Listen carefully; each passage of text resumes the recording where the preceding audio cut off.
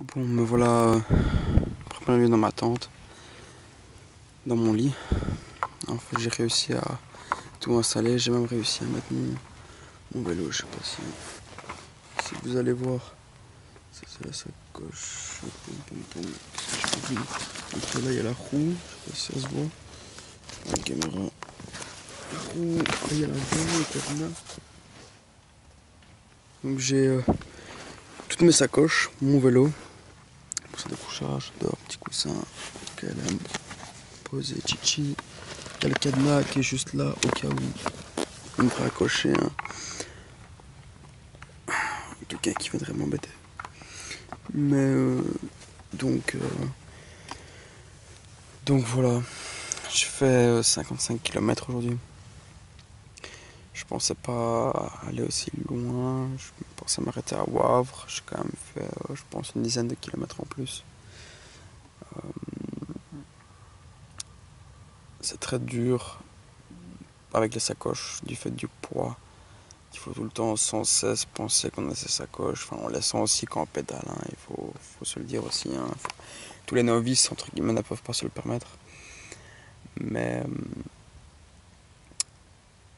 donc je disais ouais, que c'est très dur, c'est quand même assez éprouvant de, se, de, rouler avec, de rouler avec les sacoches. Euh, du fait que ça prend de la place quand même, qu'il faut pas se leurrer, on n'est pas juste assis sur un vélo, on est assis sur un vélo. Il y a des sacoches avec. Plus elles sont lourdes, j'ai une centaine de kilos, je pense, au total. Tout matos compris, plus la nourriture aussi. Mais, euh, mais ça va, elles sont pratiques. Elles sont. J'ai bien rangé à l'intérieur, bien différencié. Bon, peut-être que demain je reverrai un peu le pratico-pratique des sacoches parce que j'ai opéré sur sur un certain rangement. Moi je me rends compte qu'en fait, quand je fais des courses par exemple, moi, je dois tout enlever et puis tout remettre. C'est pas pratique. Mais bon, c'est les petites choses qu'on apprend au fur et à mesure, on va dire. Justement, mon vélo se comporte bien. Moi, au niveau du physique, ben, je me sens pas spécialement. Allez, si, je me sens fatigué. J'ai quand même. Je sens que c'est beaucoup plus physique en fait. Il faut vraiment du fait que je dois être attentif au niveau du comportement de mon vélo, même au niveau de moi-même, au niveau de mon effort. J'ai pas juste moi entre guillemets à faire avancer. J'ai moi plus la charge. Donc c'est un autre entre guillemets calcul à faire.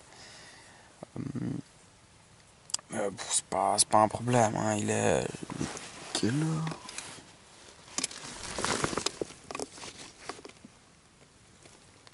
Il est 10h17. Dans, je crois que dans 15 minutes, 10 minutes, je vais dormir.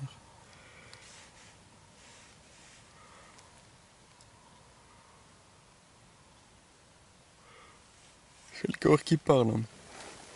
Parce que je me sens quand même bien fatigué. Et parce que demain je vais me lever tôt pour partir tôt. Euh, parce que aujourd'hui il a fait quand même 30 degrés. Quand je passais à côté des pharmacies, il me mettait 30 degrés, 31 degrés. Donc moi j'étais là avec ma chasuble, transpirant.